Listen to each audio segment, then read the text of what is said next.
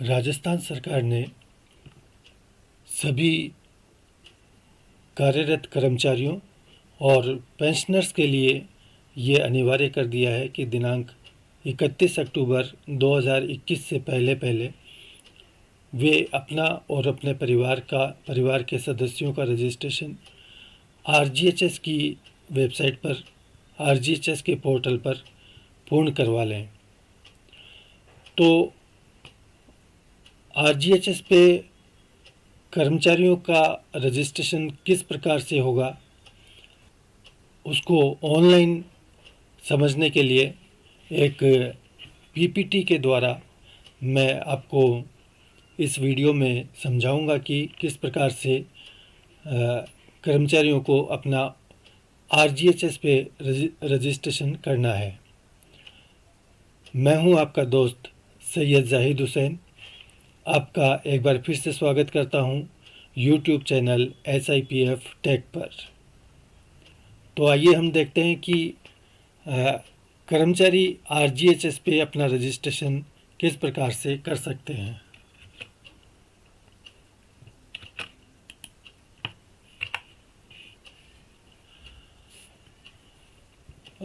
कुछ ये आपके स्क्रीन के सामने 2 पॉइंट आ रहे हैं जिनको कि आपको ध्यान देना है।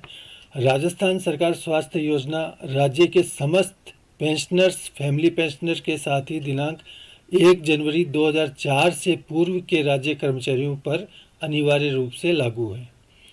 ठीक है, सभी पेंशनर्स और 1 जनवरी 2004 से पहले के जो भी कर्मचारी हैं उनके ऊपर अनिवार्य रूप से लागू है। और दिनांक 1 जनवरी 2004 और उसके बाद में जो कार्मिक नियुक्त हुए हैं उनके लिए आरजीएचएस में कटौती करना एक वैकल्पिक उनके लिए योजना है। लेकिन आरजीएचएस पे अपना रजिस्ट्रेशन करवाना उनके लिए भी अनिवार्य है। यदि उनको राज मेडिक्लेम की फैसिलिटी चाहिए तो वो भी आरजीएचएस के रजिस्ट्रेशन कार्ड के थ्रू ही उनको मिलेगी। इसलिए 1 जनवरी 2004 के बाद के सभी कर्मचारियों को आरजीएचएस पे अपना रजिस्ट्रेशन करवाना अनिवार्य है। अब आरजीएचएस पे रजिस्ट्रेशन करने के लिए एक कर्मचारी को किन किन चीज़ों की आवश्यकता होती है वो आपको सामने स्क्रीन पर दिखाई दे रहा है कि एक तो आपको जन आधार चाहिए या जन आधार एनरोलमेंट आईडी या जन आधार नंबर। दूसरे आपको चाहिए कि आपकी एसएसओ आईडी बनी हुई हो और SSO ID as a government employee आपकी बनी हुई हो।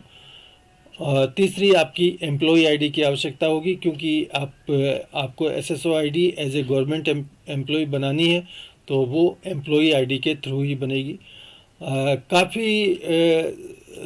काफ़ी संख्या में कर्मचारियों की SSO ID as a government employee पहले से बनी हुई है, तो जिनकी पहले से एसएसओ आईडी बनी हुई है उनको एसएसओ आईडी बनाने की आवश्यकता नहीं है। जब आप अपनी एसएसओ को बना लेते हैं एज ए गवर्नमेंट एम्प्लॉई तो आपको जब एसएसओ को लॉगिन करेंगे तो आपको 2 ऑप्शन दिखाई देंगे जिसमें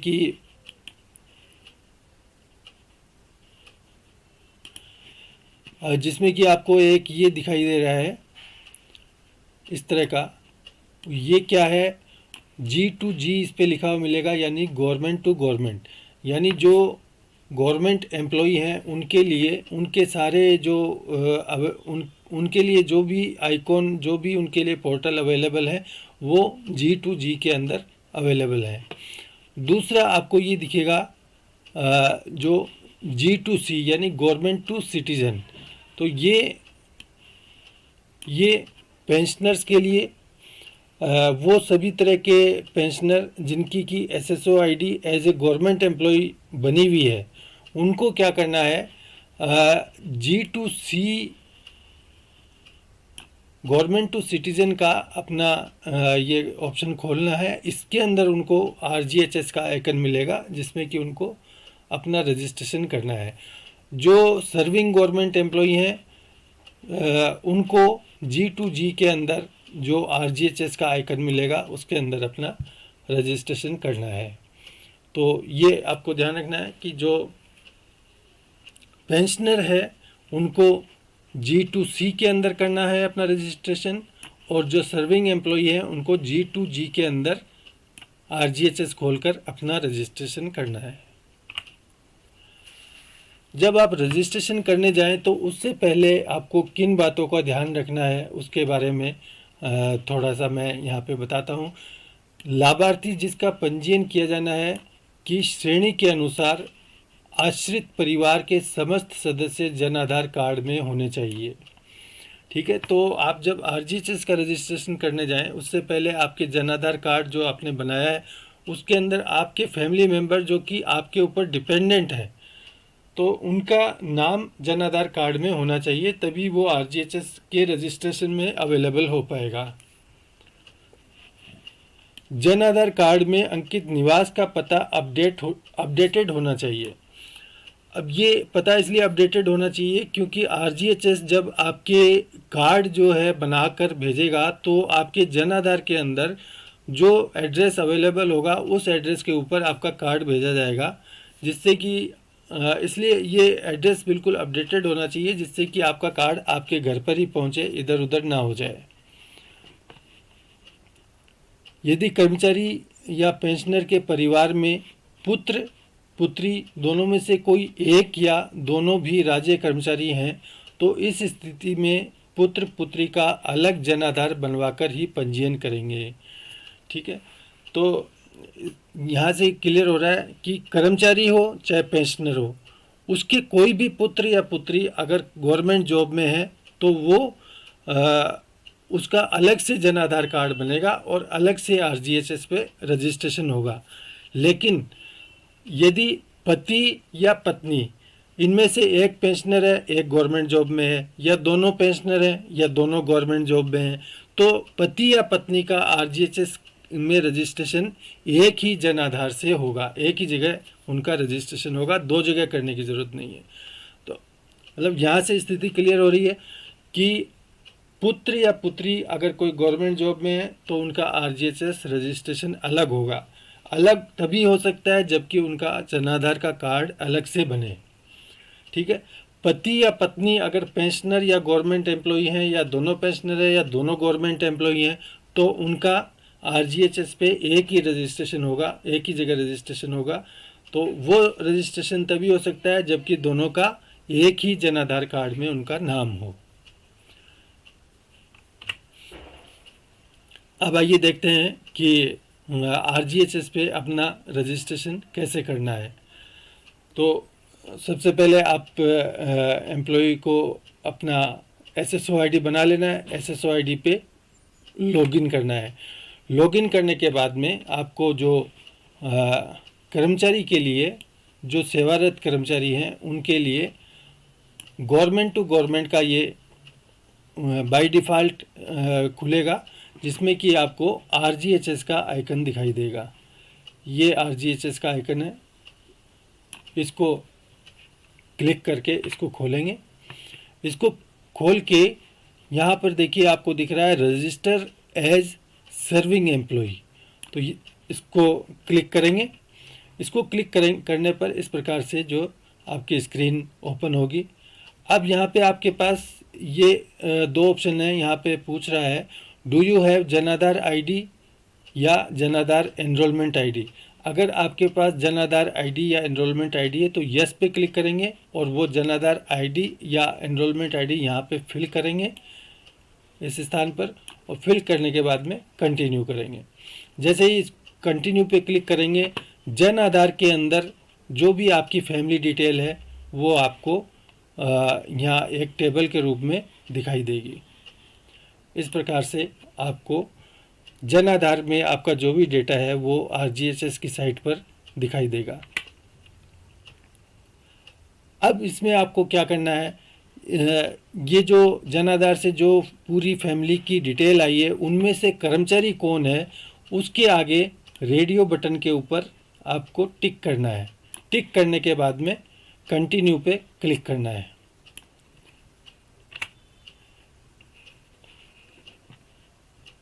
ठीक है, फिर उसके बाद में आपके पास इस प्रकार से स्क्रीन आ जाएगी, please select the category of employee and provide employee ID। तो आपने एम्प्लॉय को पिछली स्क्रीन में टिक करके कंटिन्यू कर दिया था।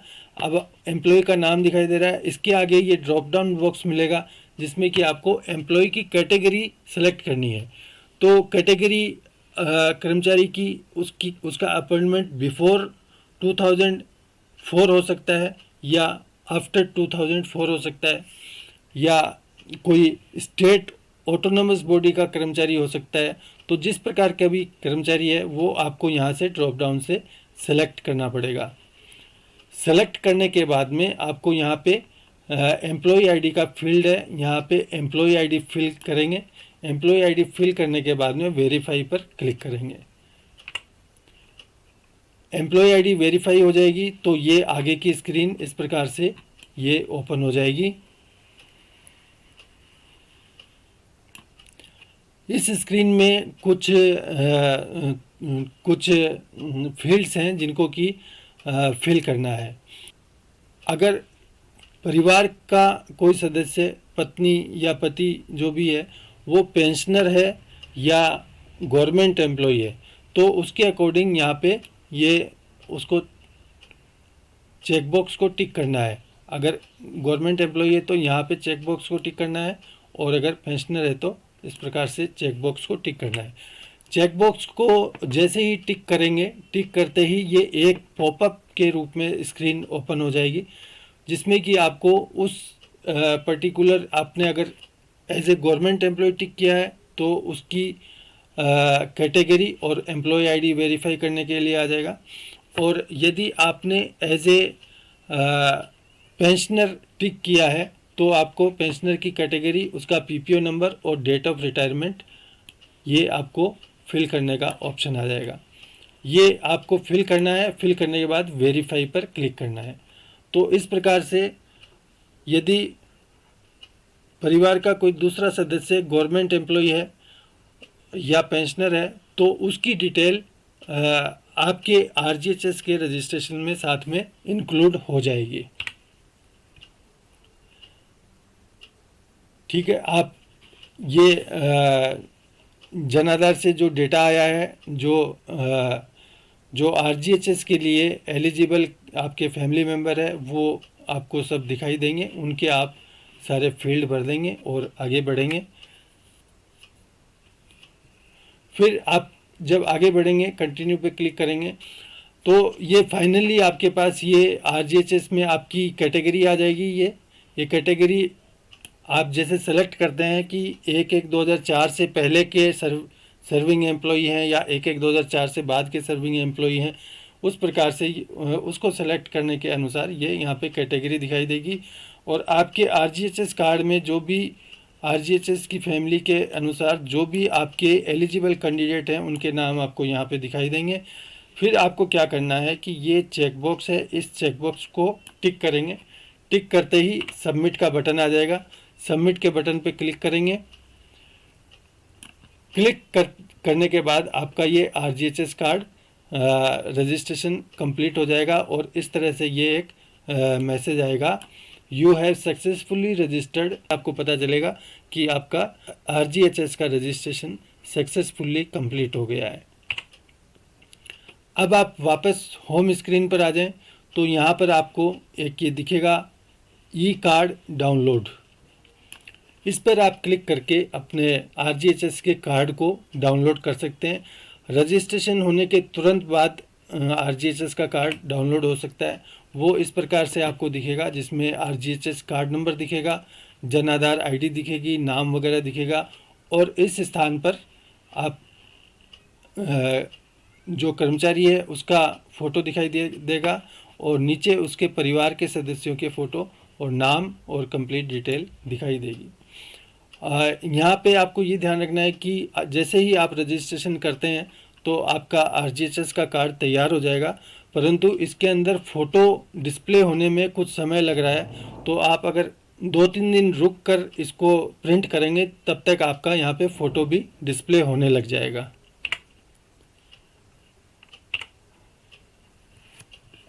तो ये तो थी आरजीएचएस पे as a government employee registration की प्रक्रिया। अब आइए हम देखते हैं कि यदि अपने ने जब रजिस्ट्रेशन किया तब यदि कोई गड़बड़ हो गई, किसी फैमिली मेम्बर का नाम ऐड करने से छूट गया या किसी का गलत ऐड हो गया, तो उसमें करेक्शन करना हो तो किस प्रकार से करेक्शन कर सकते हैं। तो एक चीज़ तो आपको ये पहले से बता दूं कि आपको यदि नाम जोड़ना हो या हटाना हो तो आपको जन आधार में नाम को जोड़ना या हटाना पड़ेगा। पहले आप उस पर कार्रवाई करें अपने जन आधार।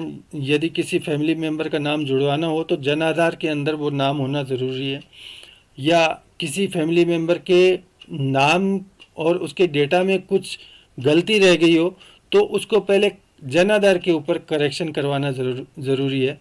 जन आधार पे करेक्शन हो जाएगा, उसके बाद में आप अपना RGHS खोलें, यानी कि SSO को लॉगिन करें और RGHS को खोलें। वहाँ पर आपको ये एक एडिट की